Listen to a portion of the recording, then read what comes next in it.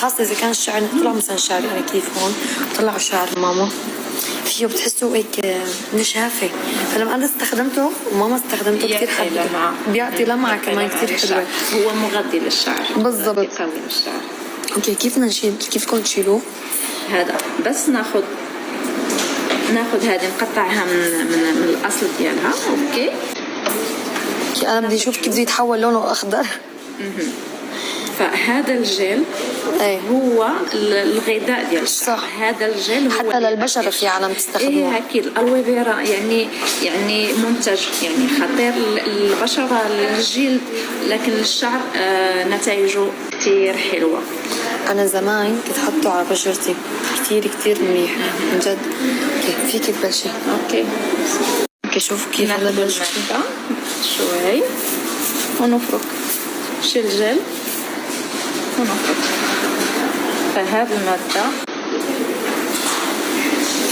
وبعدين نحاول ندخل المادة داخل الشعر. يا سلام.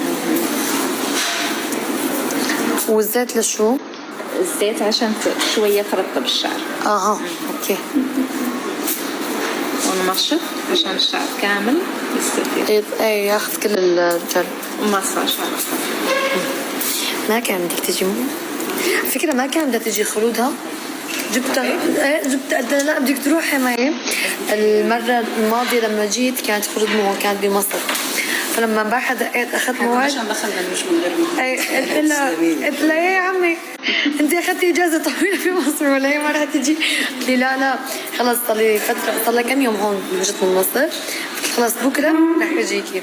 عادي اذا ما جبتي ماما والبنوته قلت لا مريم ما رح جيبها لانه ما بتتصل عم تشتغل معي بالصالون، فقلت خليها مع اخوها تتسلى وعم تتعب عم تطول يعني. قلت لها حاجيك انا ماما، فماما كانت ما رح تجي. يعني لو سمعت خلود انه جاي من السفر حبيبي سلام. قالت لي قلت لها لا خلود رح تزعلي اذا ما جيتي. قالت لي لا خلص رح روح. هيك اقنعتها. على فكره ما كانت تجي تعبانه شوي. قلت بس تجي بتغيري جو يا عمري. حبيبي ايوه بنمسك فيرا بنتسلى بنعمل رموش اطفير بركات. بشني امي هاي مو احلى فقره بالله. بس يخلصوا حطوا الماسك وهيك. ايوه مساج هيك الراس سريع. يا سلام والله هاي احلى فقره عن جد. حتى انا عندي احلى فقره. هذه كتنشط الدورة الدموية فتساعد الشعر انها تكون مغذية اكثر. ايوه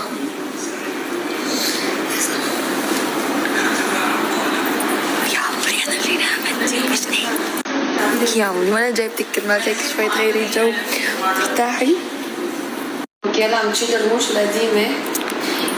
هي طلعوا شو طوال انه ساحرين كمان عرفتوا، فعم تشيلهم بدنا نبلش بالرموش كمان شوي مادي زاد ريحتها يعني. لا هذه غير اغنية اللي على البحر. شفتوني عم صور على البحر وفي شيء حوالي الجبال وكذا. هذه غير اغنيه، غير موضوع كليا.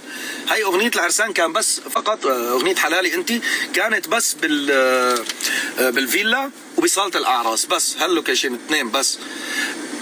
اغنيه جنتلمان اللي كنت بدي اسميها انا الحبيب، اعتمدنا اسم عليها جنتلمان. هلا انا كنت مفكر والله نزل اغنيتين بنفس اليوم، فقلت لا نرجع خلص بنعمل فاصل بيناتهم تمام. بس ما انا بعيده، ما بتشوفوا الا بجوز كم يوم الكم خلص نزلت تمام. هلا عم يشتغل عليها بعد ما خلصت مخرجنا الحبيب، فان شاء الله بس تجهز رح اخبركم عنها. فهي المشاهد اللي على البحر كان وفي كان معنا موديل، معنا شيء اكثر من 20 بنت هدول الموديل يعني. كان في الكليب فيه كوميديا وفيه هيك. نحن خلص ما راح احرق لكم شيء سون.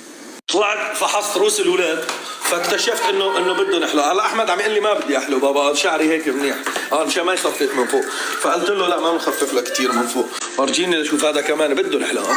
هلا انه ما شعراتهم بس انه رايح باخذهم. انت ستك عم تحلق لك حلق. وين انت شو انت كان لازم تروحي مع ماما تعمل لك كمان اظافير ومناكير. ليش ما اخذتك؟ ليش ما اخذتك؟ بس تجي ما تسكتي لا. ابشعي انت عم تحكي تطلع لك صح. ابيش الايدين الحلوه. عم بقول انا ما بدي يا عمري شوف تعال ادخل. اوه معصب علينا هذا. تعال يلا ادخل روكسي ادخل.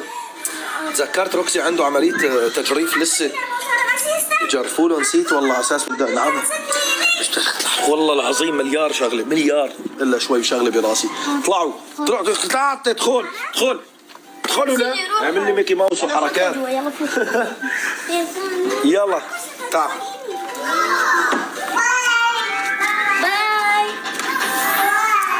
ألك شي عندي؟ هيك المال أبوك؟ معصب. صار يضحك معناته. خلص يلا باي روكسي. شفت تمه كيف بنفتح لما يعصب؟ بنفتح تمه لما يعصب؟ بطل هيك بصير هيك. يلا تعالوا افتحوا الباب. نعم شو